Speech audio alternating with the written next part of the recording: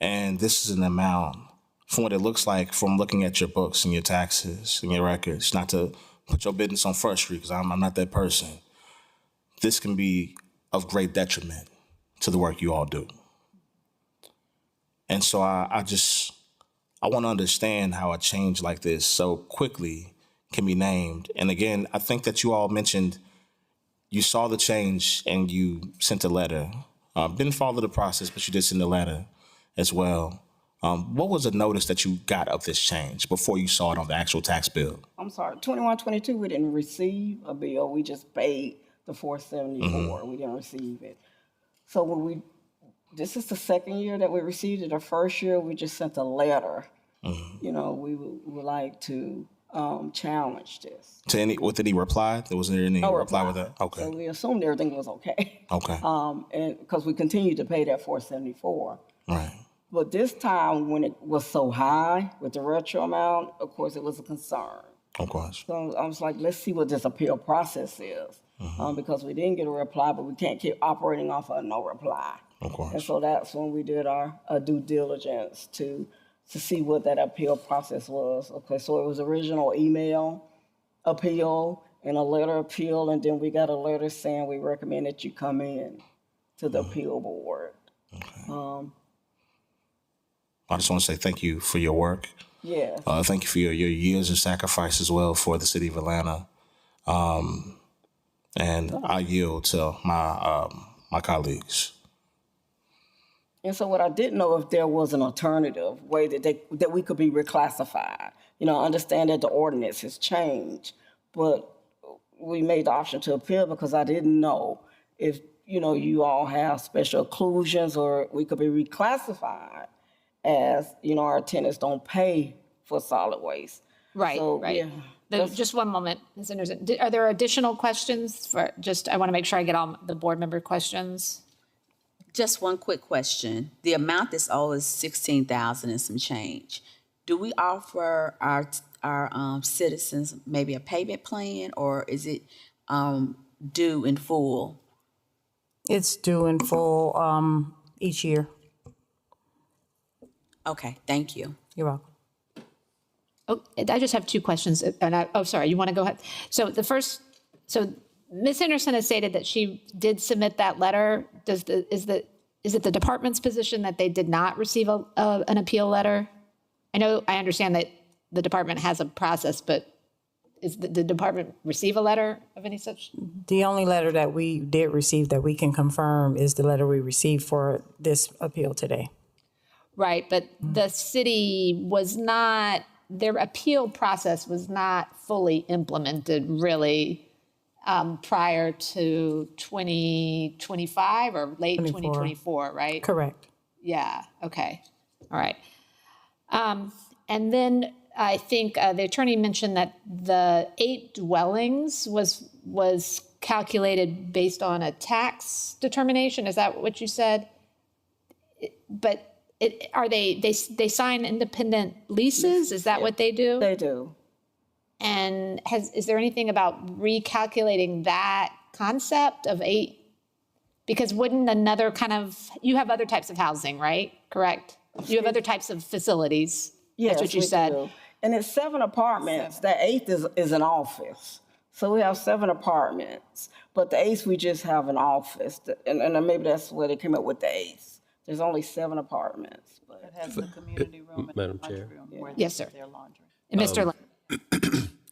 If I may, it sounds like this is a zoning issue, and this board does not have that authority to reclassify your property in terms of how it's being assessed. From what I heard the attorney on staff saying is that, and please correct me if I'm wrong, is that the property is being assessed by the Fulton County Tax Assessor's Office. Mm-hmm. And based on their property assessment of your property, that is how the city is determining in the code on how your property is being assessed.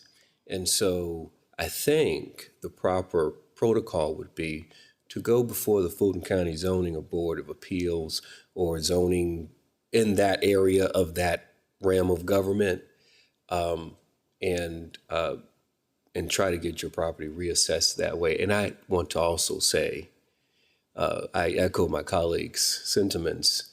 Your work in the community and what you are doing every single day, day in and day out, is commendable. And I thank you from the bottom of my heart. I thank you for your dedicated service. Thank you. Madam Chair. Any questions from Smith, Evans, McClure? You good? Okay. Sorry, y'all. Anything further from the city? Or I should say, anything further from the appellants, Ms. Henderson? Can you recommend, and I guess I can go back to our board, what type of zoning we need to, because, we're zoned property taxes as nonprofit, so we don't pay the taxes, right? And it's considered commercial property, so is there a specific zoning, like maybe for this, I heard you all mention senior citizen, but is there one for like disability or? If I may, Madam Chair, I would suggest, we can't give any legal advice, Okay. but what I would suggest is that you obtain a property tax attorney, Okay. who specializes in that field, and they can give you guidance on your next steps. Thank you. Yes, ma'am. Can I also add something to the record as well? I do think it's important that we commend this work as well. But also, I think that it's really important for us to come to terms that this meeting, in and of itself, depending on how it goes, can determine the future of this organization and the many people that they serve. I think that's something important to hold as we think about what the decision is, because again, there is a very clear start of the appeals process as we understand it and know it, and are applying it right now, and we are also right now dealing with the residual effects of a failing appeals process that had, as at the very least, failed these folks in some level of notice and things like that. If there's a letter that was submitted, even if it was personal, written on a napkin, whatever it may be. So I think it's really important for us to hold what this decision could mean, because I just wanted to present a question to you all. How would having to pay $16,000 immediately impact your organization? Exactly. I mean, Housing Service would not be able to pay that $16,000. We would have to appeal to Community Friendship. And Community Friendship has had large budget cuts because of the state budget constraints. So I'm not exactly sure. I was going to, go to HUD and let them know that. I don't know what their reply is or what the answer would be. And so to be honest, we haven't figured that out yet. How we're going to be able to do that. I don't know if, our fiscal year ended in June, so I don't know if we could split it between fiscal years. HUD has already, when they approve our budget, it's a 5-year budget. So I can't go back to them annually. It's just a 5-year budget. And that 5 years is up when again? 2030. Okay. 2030. So, and so, so HUD does have a new program for agencies that are 100% disability, and mental illness is a disability. So we will be able to apply for that in 2030, where they don't cap us with this OCAF rate, this some type of operating rate, that they determine what the rent should be. It's called OCAF. And HUD determines its rate. And right now we're capped at that. But 5 years from now, we won't be. And so hopefully we can appeal to them on what our expenses are, and they will approve that rent. Because when HUD increases their rent, it doesn't impact our tenants. It impacts HUD. Their rent doesn't go up. Only what HUD has to pay go up. So let's say hypothetically that you were to appeal to HUD outside of the current 5-year process that you have, an appeal on this yearly intervention with the $16,000. Let's say that that's denied, because I have a personal knowledge of the nonprofit process, and I've just seen a lot of folks going through a lot right now with nonprofit processes and trying to appeal through federal funds. So let's say HUD denies it. Let's say that you go back to community friendship development, I believe, and it's not there. What happens? What happens with your organization? So we will have to go to the board, and let them know the financial constraints. We've never been put in this predicament or this situation, so I cannot answer that. But it's a sustainability issue. I mean, even in our audits, they are required to put whether we're in a sustainable position. So no, that's a negative impact for that to be in our audits. So all around it's going to be a negative impact. And I don't know if I know CFI budgets, and we just had a $361,000 budget cut in our residential program. And it also doesn't sound like y'all are making money hand over fist off the work, right? I think that's very clear too. I just want to also just to understand too. I'm asking these questions because I'm just trying to really get a bigger picture of all the lives that will be impacted if this is assessed. Because I just know more people than not in this city who, if they were asked to pay $1,600 right now, would break them. $16,000 will put many people on the streets and possibly in your program, right? And so I just want to I'm glad you all have added that context. Thank you so much. I yield. I mean, just to be honest, it's going to make us unsustainable. That $16,000 is going to make housing unsustainable. And so it might go to staff cuts or, it's going to impact the CFI side of it too. Our group homes are 24/7. You can't leave residents with mental illness diagnosis in a home without supervision, right? So, because that has been a discussion. But our group homes dictate that somebody has to always be there if a resident is there. So we're dealing with different regulatory agencies, on the group home level and on the apartment level. And we are inspected on a quarterly where they will just show up to make sure that there's somebody there. So at best, your program would not meet the standards that it's always had over these years, right? It would not meet the standards that are best for the residents and the folks who have these issues that you are fighting to make sure that you take care of. At worst, your program ends. Right. Our staff will do the best they can. Our staff hadn't had raises in 20 years. So I know Your staff hasn't had raises in 20 years. These are people who are committed God. for this purpose and for this mission. They feel like this is their purpose and this is their mission. And so it is going to impact. It's going to impact on the staff level because it's our staff who manage and operates this housing. The Housing Two Services. Housing Two Services pay property management expenses and operating expenses. And so the two boards are going to have to get together and make a decision when, they know that I'm going up for an appeal. And so they're going to have to make a decision on how and if this could be handled. And like I said, this decision is going to impact both entities. HUD doesn't allow grants. CFI does grants for CFI. But HUD's not going to allow grants for rent. They're not going to allow that. They just started approving food.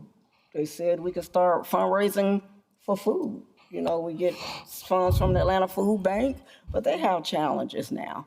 The Atlanta Food Bank. We used to have delivery once a week from the Atlanta Food Bank. And that's what they would bring it to us. That has stopped. So we're managing. We're managing based on these cuts. We're managing. But on the housing side, there's just no room for that type of increase on the housing side. Another quick question for you. If you were able to move forward today, would you all be able to take care of this adjustment next year, like in year after year? Like, would this be something that would be written into your budget moving forward? And that's contingent on, and I'm just going to put it out there. We applied for ERC money, right? The Employee Retention Credit through the IRS on the CFI side. And so if we get that funds, we will be in a position to do that, but there's just no guarantee for it. But we did apply for it. Okay. And so that if we get that approved, we apply for 5 different credits that, that was part of the COVID. And we did apply for that. 3 of those quarters have been audited. We just submitted that. So we're just waiting on that. We qualify, but we don't know, what that determination is going to be. And we do qualify because during the pandemic, we had to close down our corporate office, which is why we're building up our clientele on the CFI side. because our clients was in public transportation. The government mandate initially no more than 10 people aggregating, no more than 20. And the services that we provide at our corporate offices could be 50 and 30. So we literally had to shut down the corporate office based on the government mandate. So that's why we qualify for the ERC. And that's why CFI is not in a good financial position that they were, because now we're dealing with people with mental illness. They don't have laptops so we can call them and Zoom with them. So our staff tried to call them on the phone and engage them. So it decreased, and they're in the process now of building that clientele up. They're in the process, but of course, COVID affected us just like it affected everybody else, even on the housing level with that moratorium. You know, our vacancy rate went up really high. And the government mandated that you don't have to pay your rent, right? And so we had to deal with that, you know, on the housing level. But that ERC will make a difference. We just don't know what that outcome is. But we should know that, you know, over the next 6 to 9 months, because we applied for it in 2024. We met that January 31st, 2024 deadline in applying for that. It's just taking them a while to make a decision. Yeah. Thank you so much. I have one quick question for the city. Since now we know that they're saying that they have only 7 residences, I think we are charging them for 8. Can we adjust that? 7 apartments 7 apartments, I'm sorry. I think we're charging for 8 apartments. for the office. We are actually charging based on how they're assessed at the county level, and the county has them assessed at 8 livable units. But I'm saying if we know that that one unit is not a livable unit, that is being utilized as something different, can that be at least adjusted?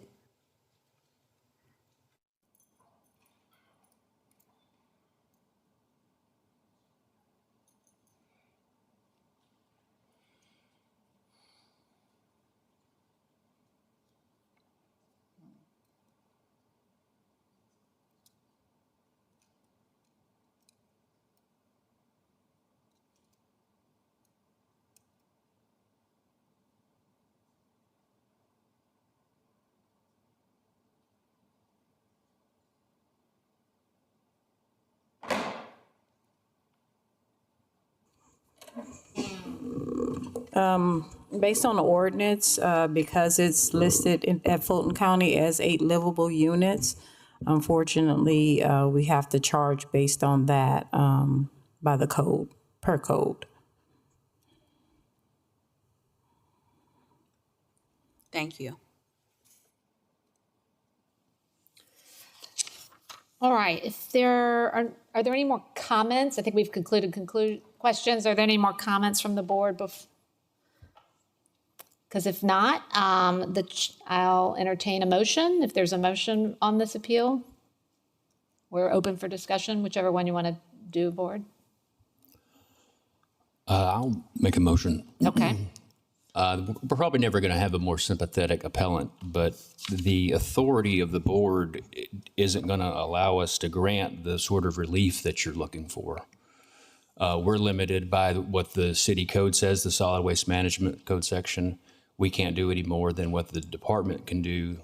We can only judge whether the department applied the code correctly, and it seems like they did, because this is an 8-unit building. This is how Fulton County has it classified. They changed the rate structure from what it was. And I mean, the purpose of changing the rate structure was to collect more money to make our solid waste program self-sustaining, because we weren't collecting enough money. So unfortunately, that negatively impacts you guys.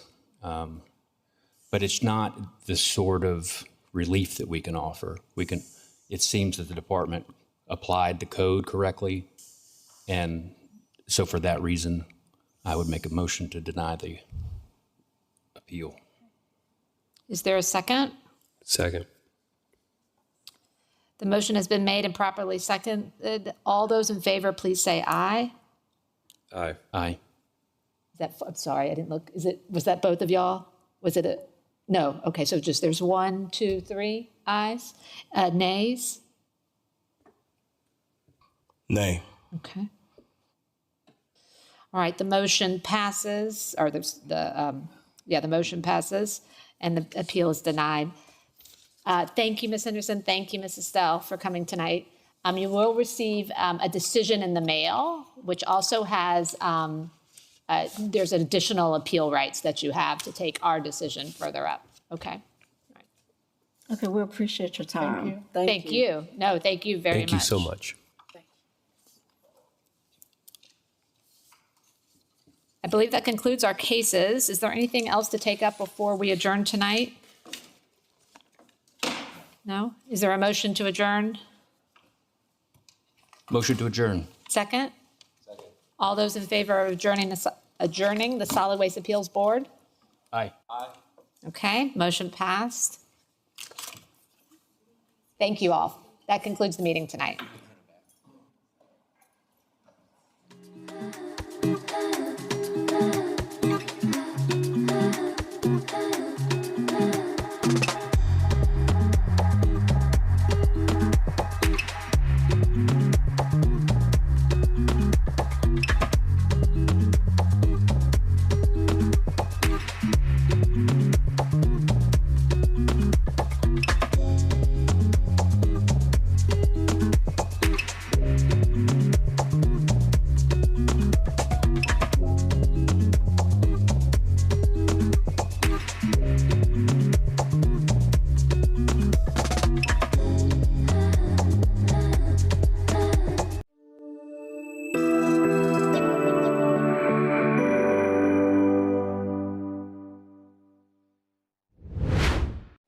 My name is Janine Lewis, and I serve as Senior Advisor to Mayor Andre Dickens, leading youth development and education policy. It's my honor to welcome our city officials, our school officials, our law enforcement leaders, our partners, and community members. Thank you for being here. When Mayor Dickens first took office, within a week, he charged my team with convening a summit on young men of color. Many of you were there. We gathered over 200 community-based organizations in City Hall to collaborate on solutions to mitigate the violence that was pervasive across the city at the time. Since that cold week in January, our focus has remained ensuring our young people are safe and have the resources they need to thrive. We started Peace Weeks during school breaks, and the following year, the mayor institutionalized the effort by putting a name on it and calling it ATL Year of the Youth. The purpose of ATL Year of the Youth remains to ensure that Atlanta's leaders, from infancy to young adulthood, have all of the resources and experiences necessary to thrive. This means that over the past 4 years, we've been steering deep investments in early childhood education, thanks to our partners at PACT, safe spaces and safe programming, thanks to our partners at the Urban League, and also offering summer jobs, thanks to our partners at the newly formed Department of Labor. Recently, with the launch of the Neighborhood Reinvestment Initiative, we're deepening our commitment to ensuring that all youth grow up in a safe, healthy environment, regardless of their socioeconomic status. Today, I'm proud to announce that we've completed, with the help of partner investments, 60 renovations on early child care facilities in the city of Atlanta, and this includes the Children's Shelter. We announced those renovations in January of 2023, and for the past 2.5 to 3 years, we've been monitoring and managing those renovations. So that means that 60 child care providers, many who are family-owned, have received wonderful upgrades to their facilities, offering high-quality environments for our babies. We've also expanded our partnership with Gooder. Welcome to our partners from Gooder. In 2023, we opened the first Gooder grocery store at William Walker Rec Center. And we also directed investments to open Gooder grocery stores at APS's Student Services and Family Hub. Today, I'm proud to announce that with the mayor's support and support of City Council, we have funded both Gooder grocery stores for another year. This means that over 60,000 meals will continue to be given to families with dignity at no cost.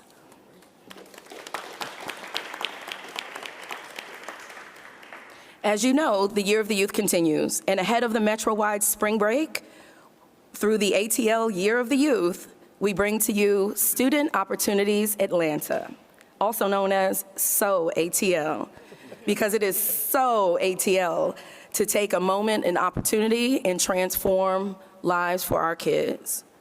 The SO ATL initiative consists of several components, but the most important one is that it is a group effort.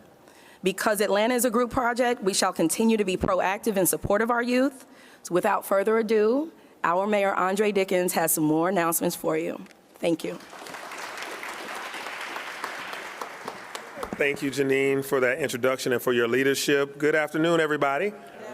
Good afternoon. Thank you all for your commitment to our youth and for all that you've already done and the things that you're going to continue to do. I really want to thank Dr. Johnson for being here and his leadership of the Atlanta Public School System. To Nick, that is outstanding leadership here for all of the teen programming at the City of Atlanta Department of Parks and Recreation. Of course, Commissioner Cutler as the department's leadership. And of course, to all of you as our providers. And I'm going to introduce Genesis in a little bit, who's been with us the whole ride as I've been mayor, and she's an outstanding soon-to-be graduate of Spelman College. And thank you to our, we can clap for that. She's been our intern, and now she's about to graduate college and go off to do great things. So I'm going to introduce her even more in a second. But thank you all as partners of organizations that are leading the charge and helping throughout the community, and welcome to the beautiful MLK Auditorium. This beautiful facility that we're in hosts so many opportunities for our youth and our seniors and our whole community. So thank you to all the team leaders that I see here at the Atlanta Department of Parks and Recreation. So back in 2022, I declared it the Year of the Youth in the City of Atlanta. And because of the success that we found in the program, we have declared every year the Year of the Youth because it just means so much to support our young people. With initiatives like the Mayor's Summer Youth Employment Program led by our Labor Department, and Labor Commissioner is here today to really, stand firmly on how much we enjoy that program. Also, Midnight Basketball, which still takes place, and we're in our 10th season right now, so lace them up if you want to go out there and play, or tell someone else to go out there and have a good time. And we just kept declaring every year the Year of the Youth and adding more and more elements to it.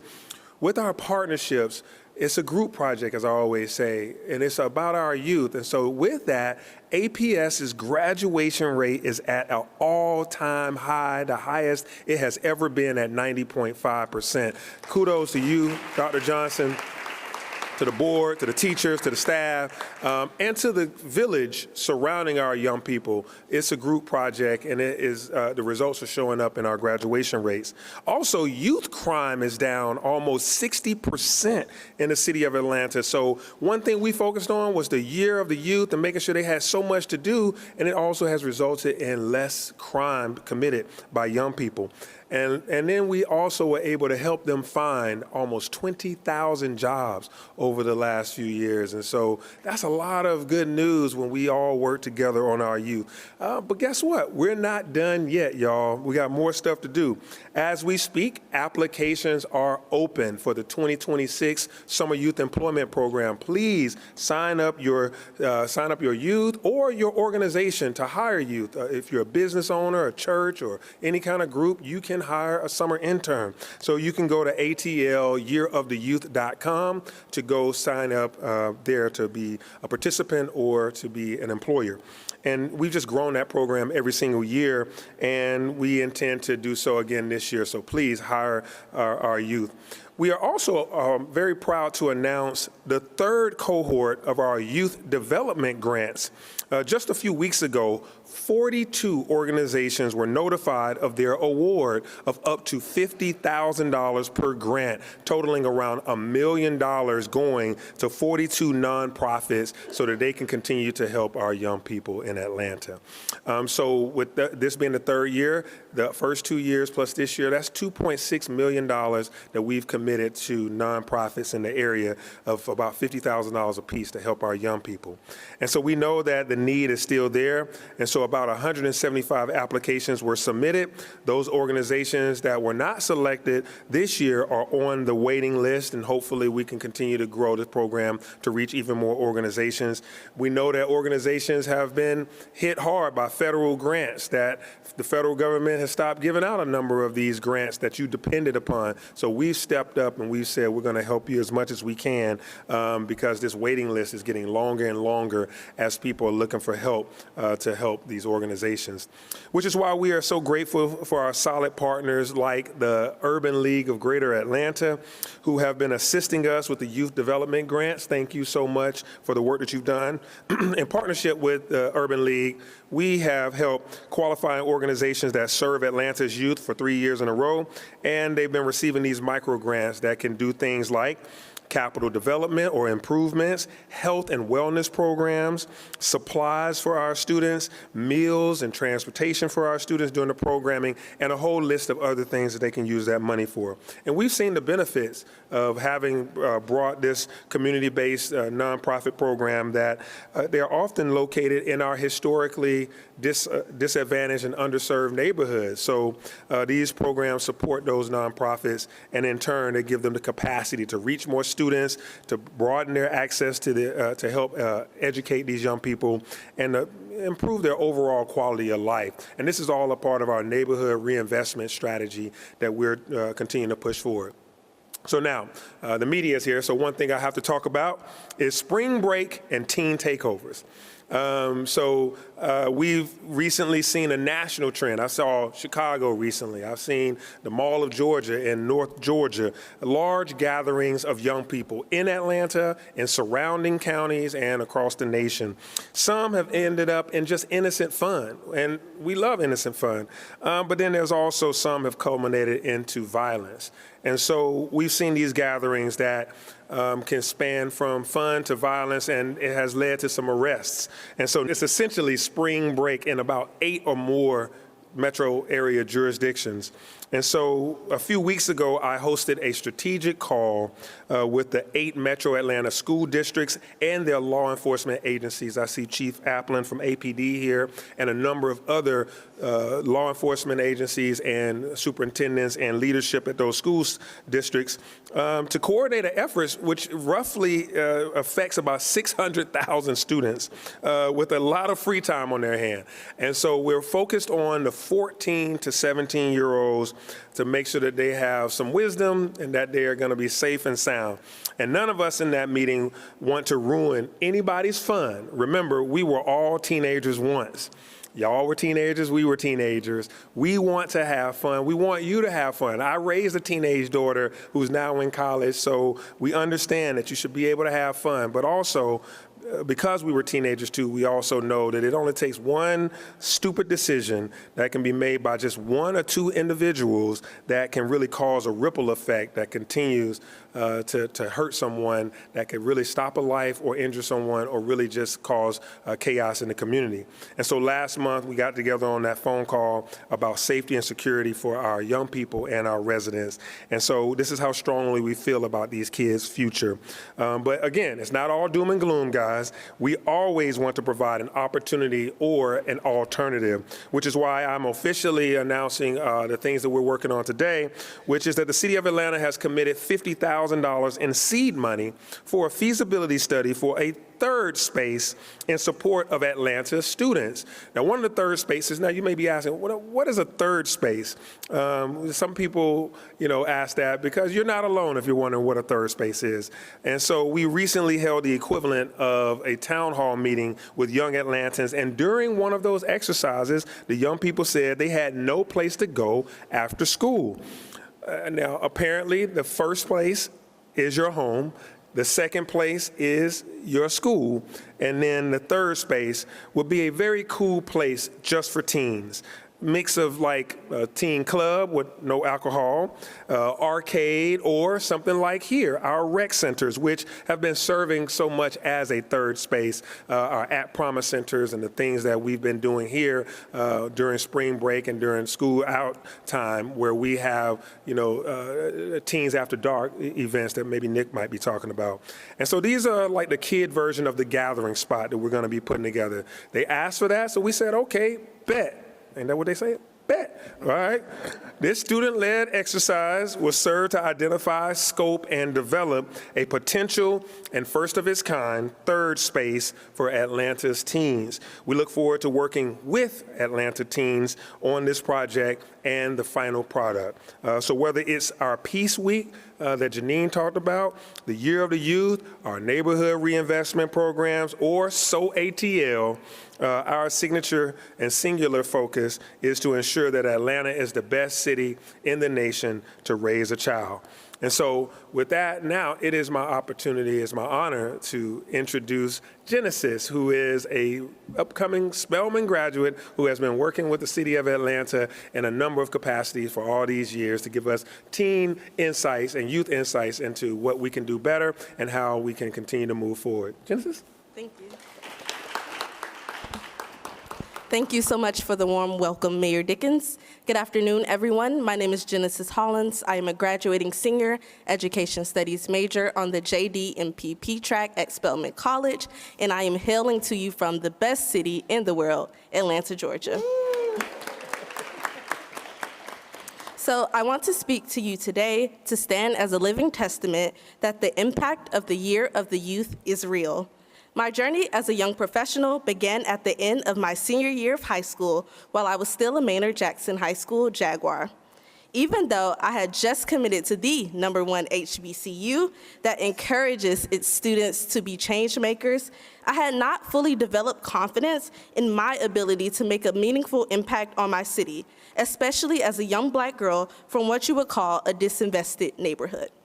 When the mayor speaks about a 4% chance of rising out of poverty, I am a testament, as I am doing my best to change my family's future. When my mentor, Janine Lewis, encouraged me to apply for the inaugural cohort of Mayor Youth Ambassadors for the city of Atlanta during the summer of 2022, I had no idea how my life would shift. I, as an 18-year-old high school graduate, did not fully grasp the significance of such an opportunity. In hindsight, accepting the opportunity to intern for Mayor Dickens profoundly shaped my professional trajectory as a youth leader. As an inaugural ambassador, I staffed Mayor Dickens at various community